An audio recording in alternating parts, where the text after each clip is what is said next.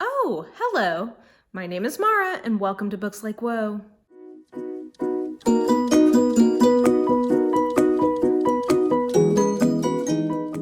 Alrighty guys, it's time to wrap up the reading month for July, which was a really good one for me. I feel like I had a lot of kind of finding my groove in terms of reading, especially in the back half of the month. I kind of just went into binge mode in terms of a genre, which we will talk a little bit about, which is always fun for me when I really get in the mood for a specific genre and I just like really start knocking them out. It was a little bit of a hard month for me, to be totally honest, just in terms of things that are going on at work and just, things in my personal life. We are coming up on the year anniversary of my father's passing, and I've just been really emotional about that. So I've also been doing a lot of just sort of like comfort reading and rereading. So I think that has been good. But overall, I read a lot. So I read 29 books in the month of July, and that is the highest number of books I have ever read in a July. July tends to be a pretty slow reading month for me. But this time, not so much. I was in the mood and I was getting through things. So I read a lot of books. I think the total number of pages I read was 9,545, which averaged out to, I think, around 330-ish pages per book. So a little higher than average for me, which makes sense because I was reading some honker books.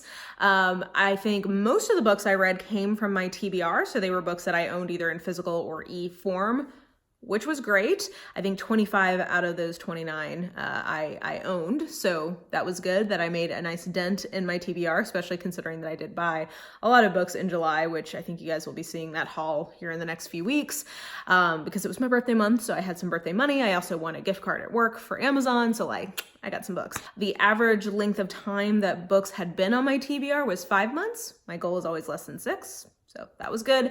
The average age of books I was reading was 16 years, which was more than 10, which again, good job me.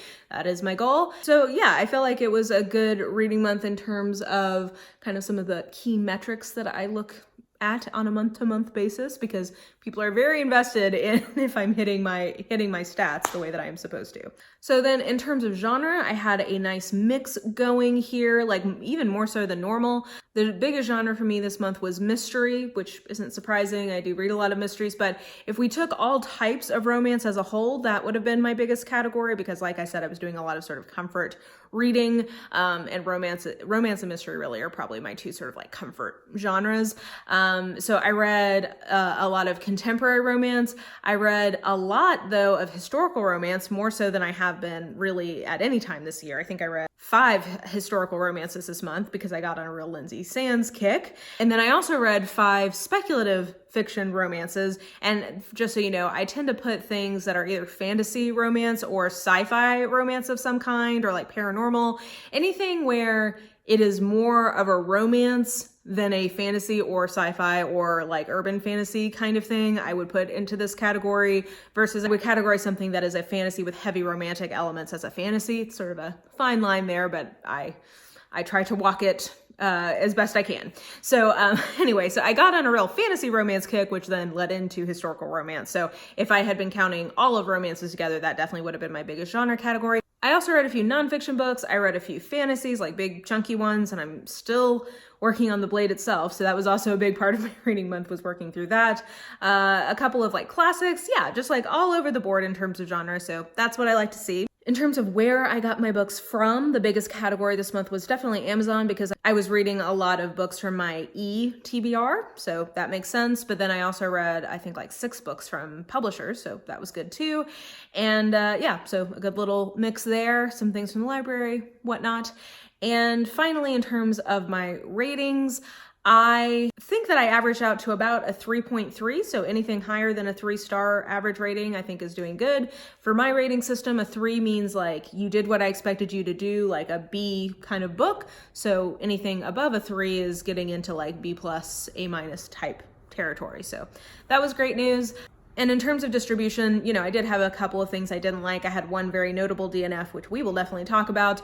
But actually, most of my ratings were kind of clustered around 3.5 to 4 stars. So that's great. That are kind of B+E type books, B+, A-, somewhere in there. So yeah, that was good. And then I definitely had one book that was a standout. That was a 4.5 star, which is a favorite of the year. And we will also definitely talk about that. If you watch this channel, it will probably not be a surprise to you. And then in terms of challenges that I addressed this month, so I did read I Capture the Castle by Dodie Smith, which was a part of my 19 books I want to read in 2019. This was my like mug pick and really liked it. 4 stars, very charming, would recommend. The classic from my 12 classics I want to read in 2019 that I read this month was The Hunchback of Notre Dame, which we did as a read-along, which was a lot of fun. That was definitely sort of like the dominant experience I had in the first half of July, was leading that read-along. Thank you to everybody who participated. This was for that challenge. For my horoscope picks my TBR challenge, which you guys have finally seen. It took me been working on that for like 3 months, so that was one that I really enjoyed making. I don't know how much you guys liked it, but I enjoyed it, so that's what was important. I read The Lovely and the Lost by Jennifer Lynn Barnes, which we'll talk more about, and The Widow of Pale Harbor, so I read both of those. I read Bird Box by Josh Malerman for a challenge that I'm currently working on that I will let you guys know about, I think sometime in August. So I read that one, 3.5 stars, liked, didn't love, perfectly fine. I can see why people enjoy it. And then the last one that I read for a challenge, I believe, is Miss Marple's Final Cases by Agatha Christie. That was my last Marple for Mission Marple. You guys have seen the review for that already, and I will do my where to start with / wrap up. I believe you will be seeing that next week. So I think those are like my high level stats and challenges. So let's talk about my disappointments, my surprises, and my hits for July. Okay, so my biggest disappointment was my notable DNF for the month, and if you watch this channel, you're gonna laugh because it was Radiance by Catherynne and Valente. Oh, guys, I think I just don't like her, and it makes me so sad because I really like the ideas of her books. Like, the descriptions on her books always intrigue me. I like her overall kind of vibe in terms of like, I'm glad it exists in the world, but I've tried now 2 of her books and really did not like either of them. I hated space opera. That I had like a visceral, just like blech response to. This wasn't that. I DNF'd this at I think 100 or 150 pages. It was supposed to be a buddy read with Leanna from Leanna's library, and I was like DMing her like, what do? I hate this. And she just was like, stop reading it. Like, we just won't do a buddy read. It's fine. So I did stop reading it. This is like a alternative history space Hollywood thing. And I just feel like the writing is so up its own butt. It's so stylized in a way that I don't think is fully successful. But I know a lot of people really love her, so I get that it works for other people. For me, I just don't like it. I do have one other book from her called The Girl Who Circumnavigated Fairyland in a Ship of Her Own Making. It is like a middle grade YA kind of book, and I could see the sort of like stylized, self-satisfy-y type prose style that she has for me. I could see that working better for my tastes in a middle grade or YA book. So I have that as an ebook. I will read that, and that will be my last chance to like her. I don't know if I will do that this year or not, because frankly, I feel like we need some space. Space. Sci-fi. Anyway, I didn't like this. I really didn't like this, and it was definitely my biggest disappointment of the month, because damn it, I want to like her so badly. I want to love Catherynne and Valente, and it's just like, it's not happening. Next disappointment was 1222 by Anne Holt. Because this is an isolated closed circle mystery that has so many elements in it that I should love. Like, there is a train wreck in the snowy mountains of Norway, and all the survivors go to a hotel and people start dying. I should love this. The writing style was unbearable to me. Like, how much I love the plot elements of this could not compensate for how much I hated the writing. Now, it should be said, this is translated from Norwegian. So it is possible that some of this is the fault of the translator. That being said, I have, like, now that I'm thinking about it, I have noticed in general, I don't tend to love Scandinavian mystery writing styles. I hadn't really thought about it until this book, but now that, like, looking back on the ones that I have read, I can say that I haven't really been wild about any of them. So I don't know. The one that I've liked best was Helena Tursten, because I think she's Swedish. But I didn't like Joe Nesbo, and I really didn't like this. So I don't know, maybe the takeaway is I just don't really like the style that is popular for Scandinavian mysteries, which is a big fat bummer because so many of them sound awesome to me. So I don't know. We'll persevere on, and I will continue. I'm not going to let this book like turn me off of an entire region's mystery tradition. I'm gonna keep going, but this was a real disappointment to me because I was expecting this to become like an all-time favorite isolated closed circle type mystery. I will give you guys a full review of this in sometime this month, I think, where I'm gonna do my 3 mystery book review video, and the theme will be snowed in trains. So this will be on there. So yeah, look for that. But in the meantime, I can tell you did not like this. Another disappointment was The Bride by Julie Garwood. Now, I gave this 3 stars. I didn't like hate this, but it was disappointing to me because it had been so hyped to me as one of her very best books. And I read Saving Grace earlier in the year and quite liked that as a historical romance. Julie Garwood writes a lot of sort of like medieval Scottish Highlander romances, and that is a type of romance I really enjoyed. We'll talk more about that here in a little bit. And I really liked Saving Grace, and The Bride has often been pointed to me as like one of her better ones. I mean, it was kind of just like fun nonsense, so I gave it a 3-star. I wasn't having like a bad time with it. But like, when I tell you that the character motivations changed from sentence to sentence, I am not exaggerating. Like, and also the POV was not disciplined enough, so you were sort of head hopping between the 2 main characters. So like, in one sentence, the heroine would be strong-willed and smart and independent, and the hero would be resenting her for that. And in literally the next sentence, the heroine would be clingy and dependent, and the hero would be resenting her for that. Like, it was just like the motivations were nonsensical and completely inconsistent. So I couldn't fully root for the characters because the characters didn't make sense. But it hit a lot of the sort of like trope candy buttons of that type of book in terms of like there's a mystery element and there's like the heroine being vindicated. It was also written in 1989, so it has some like old schooly type tropes in it that I'm more forgiving of because it is 30 years old at this point. So yeah, it just didn't end up being a favorite, which was a disappointment to me because it has been very hyped to me. But I am excited to read more from Garwood, and it is cool to see. I can totally see how she essentially created that type of historical romance, and now like it gives me more context for the history of that subgenre basically, because I can totally see the formula that is developing around her books, and I 100% see how they map into people like Lindsay Sands and Maya Banks, the types of Scottish historicals that they write.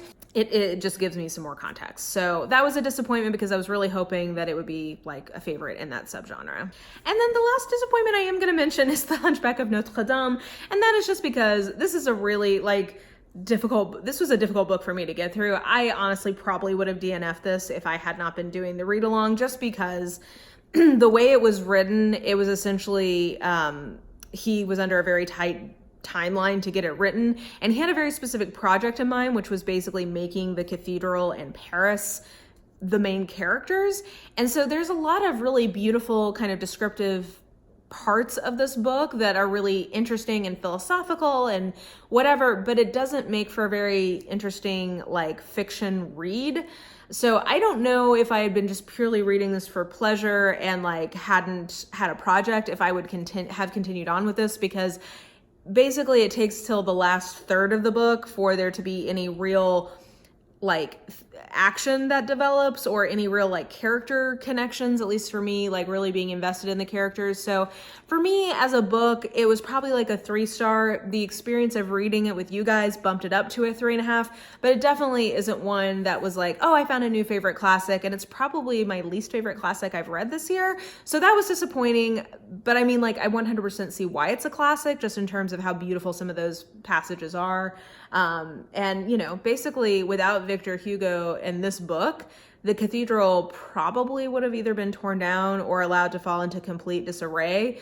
So like, just the legacy of this book is awesome.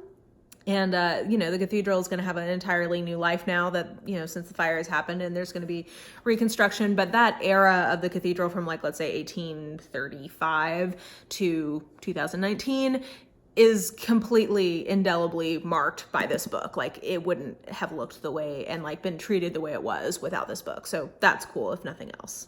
Okay, and then moving into surprises. So the first one I want to talk about is My Favorite Thing is Monsters by Emil Ferris. And at first I have to tell you that it really creeps me out seeing her looking at me when I hold it like this. I'm just going to have to be okay with that. So this was a book that I guess could also be characterized as a disappointment because I really wanted to love this. And there are parts of this that I do love. Like, there are elements in this that I think are really effective. The artwork, for one, is just beautiful. I really love the style that this artist chose for the graphic novel component of this. I just think that there's a lot of things going on in this that don't really come together for me fully. And so it left me feeling kind of lukewarm about it as a whole, which really makes me sad because I really wanted to absolutely love this. I would say that beyond the drawings, I do really love the kind of family dynamic pieces of this, especially the narrator's relationship with her brother. There's this moment that I really enjoy that was like an example of like, oh, like this I love. I wish that there was more of this in the book where he is supposed to be punishing her for something. Like their mom is like, go spank her basically. And they close the door and they're like pretending that he's doing that to fool her mom, and like they're giggling and bonding over that. So like there's moments like that I really loved, but the murder mystery component of this I don't think was very satisfying for me. Maybe that was just me having too much of a genre reader's hat on, and this is, I would say, more of like a literary type approach to a mystery. There's also some historical elements in terms of like the Holocaust, because the victim of the murder mystery was a Holocaust survivor. So that was interesting, but again, I just don't feel like all the kind of floating islands of interesting, good things about this book fully came together, fully got mixed in for me. So I'm surprised by this book based on the way that it's talked about. I am a little disappointed in it. And I am gonna unhaul it and take it to the used bookstore because I want other people to read it. I wouldn't steer you away from this. I think that this was thought-provoking and an interesting book. It wasn't as good for me as I feel like it is for a lot of people here on BookTube. So I guess that's just sort of the takeaway, is I was sort of surprised by the actual book I read versus the way I've kind of heard it talked about on BookTube. The next surprise I wanted to mention was Pages of the Mind by, I'm not sure if it's pronounced Jeffe Kennedy or Jeffe Kennedy. Okay, so Jeffe Kennedy, let's just use the last name here, is an author that I have often seen mentioned as a really good one in fantasy romance.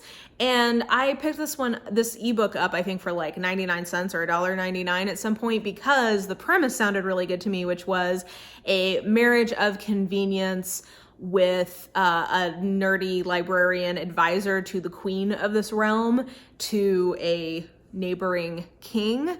And it is that, but it takes a long time to get to any part of this that was a romance. And honestly, it kind of did a bait and switch on me. That's part of why I put it in the surprise category, because the first like third of it, you don't see the guy that she's supposed to that she actually ends up getting married to. And it's not really quite a arranged marriage because she doesn't know that it's going to happen.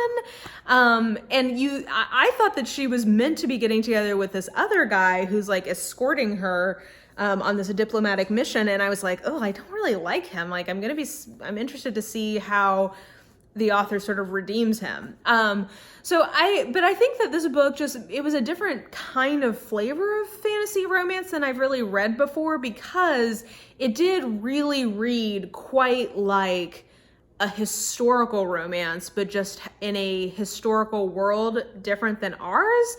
And that got me on, like, that's what really solidified for me of like, oh, I really like medieval historical romance. I'm always a little hit or miss on Regency and Victorian romance, and I don't totally know why. Like, I have titles in that era that I love. Like, I love Tessa Dare. I love Courtney Milan. I read actually a Victorian romance this month called Bringing Down the Duke by Evie Dunmore that's coming out in September. That was superb. Like, it was excellent. But I didn't love it. Do you know what I mean? Like, it was a book that I was like, oh, this is really good, but it didn't... I didn't have the same sort of like emotional connection to it that I do for these historical, like I didn't enjoy it the same way. It doesn't feel, those Regency and Victorian romances fill a different kind of mood that I have than the medieval romances and the fantasy romances. And like that, basically that's why I put this in the surprise category of like, it helped me define my subgenre mood preferences and help me understand like, oh, often when I'm thinking I want a fantasy romance, I probably also could like a medieval romance.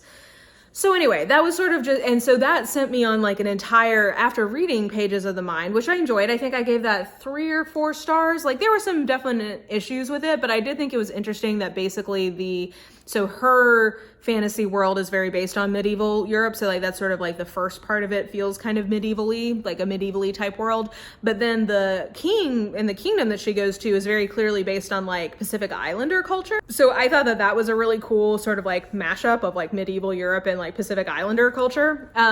It's the first in a series, and it's in theory meant to, like, you can read it without reading earlier books in the series, which is what I did. I will say that there is sort of a learning curve to figure out what the fuck they're talking about, because I think the book too much assumes that you've read the previous series. There's also like a lot of like casual queerness in these books, so I think that's cool, and some sort of like open sexuality for all people and all genders.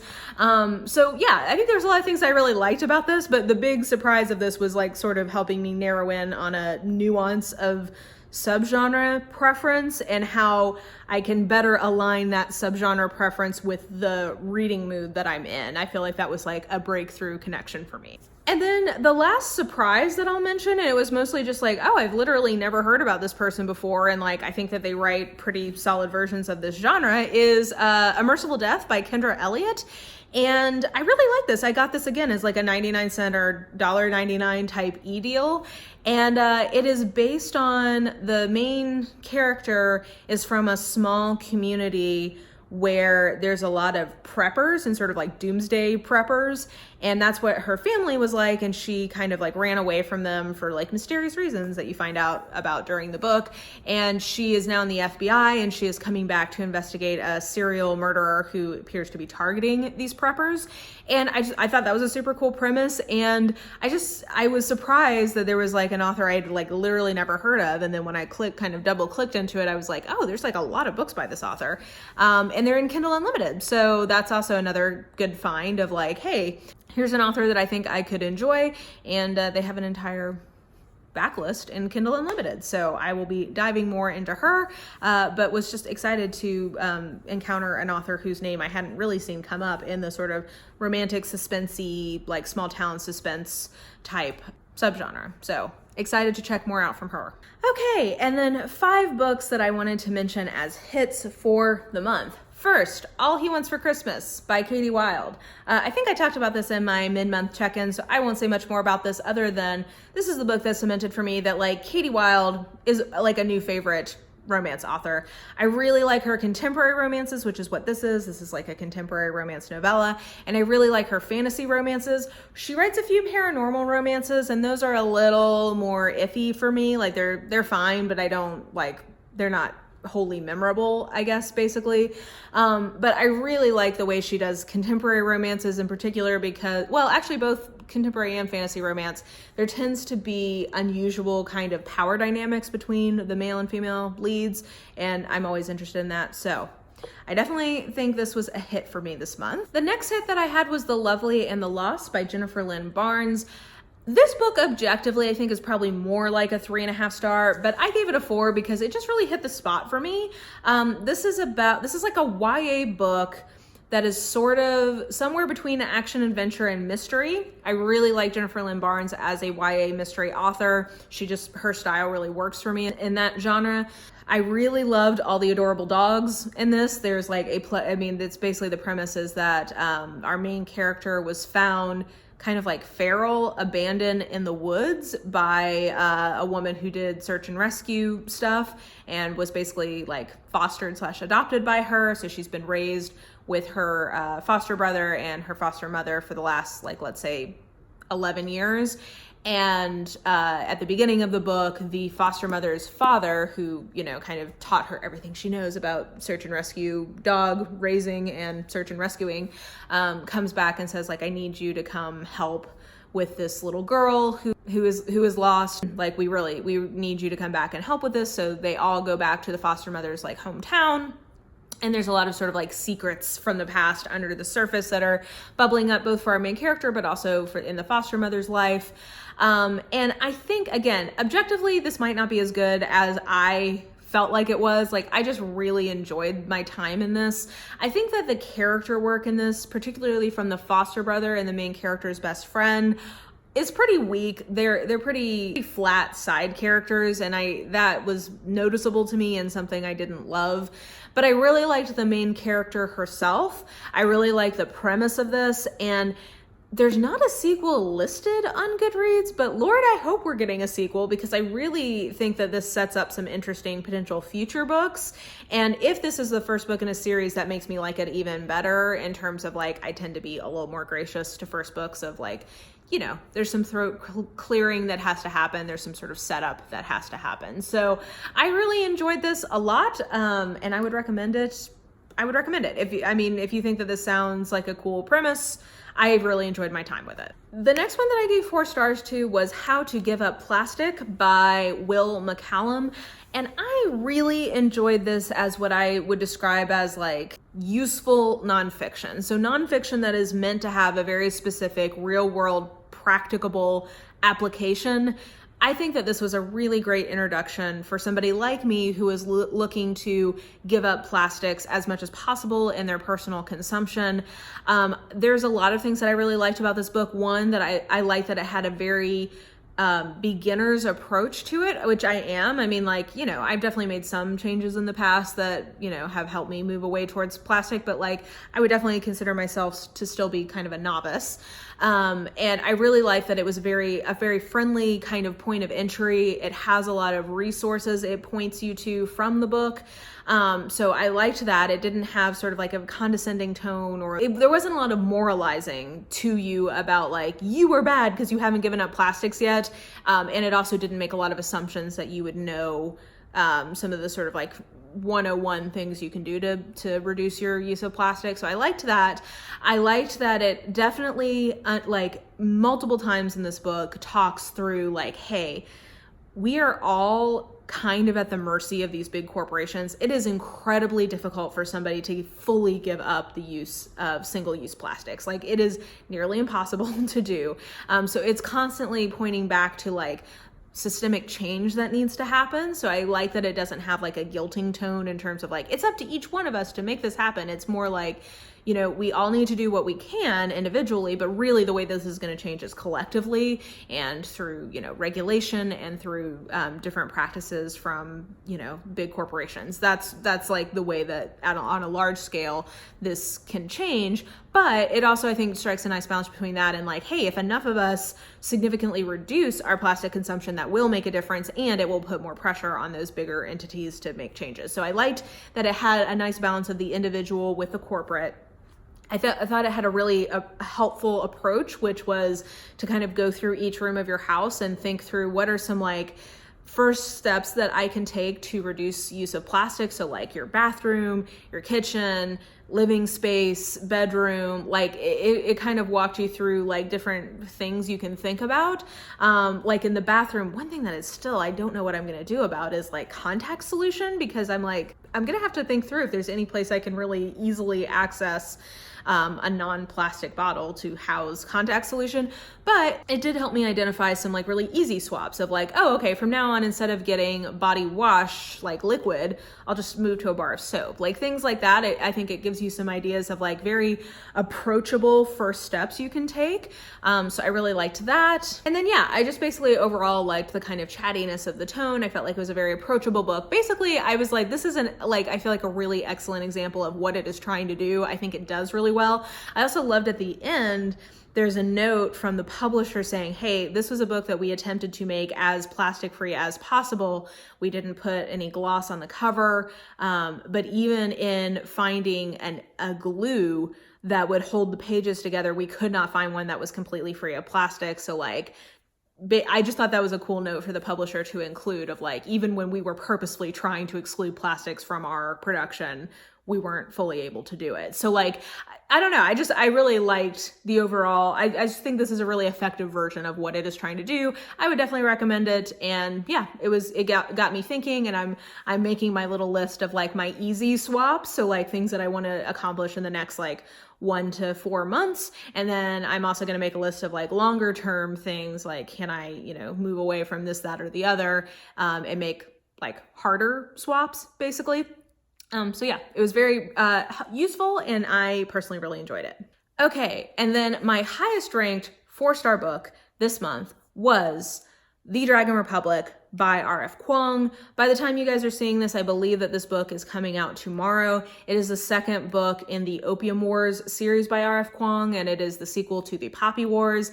And whew, this is a dark book. Yeah, like this book is a journeyman. I would say that in some ways it felt darker to me than the Poppy War. So if you read the Poppy War and that was too much for you, I would suggest not continuing in the series.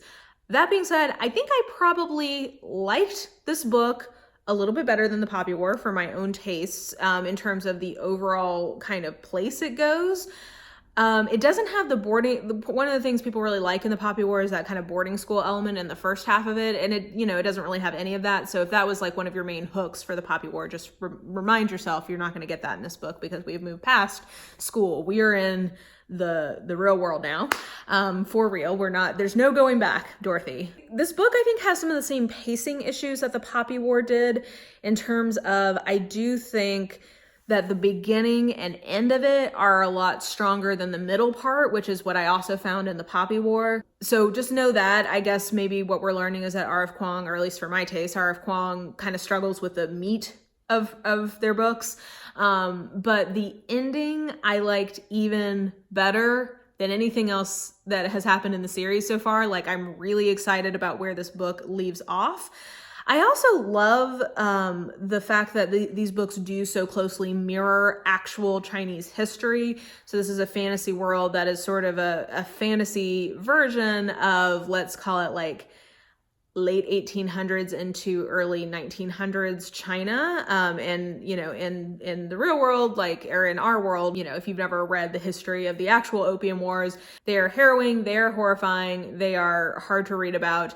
And what I think is really cool is that our main character is so... She just like is the embodiment to me of female rage in a book. Like, I just find her fascinating in terms of her motivations and sort of how she is navigating the political situations that she's increasingly finding herself in. This book deals a lot with addiction. A lot of the kind of opening part of the book is her dealing with an addiction to opium.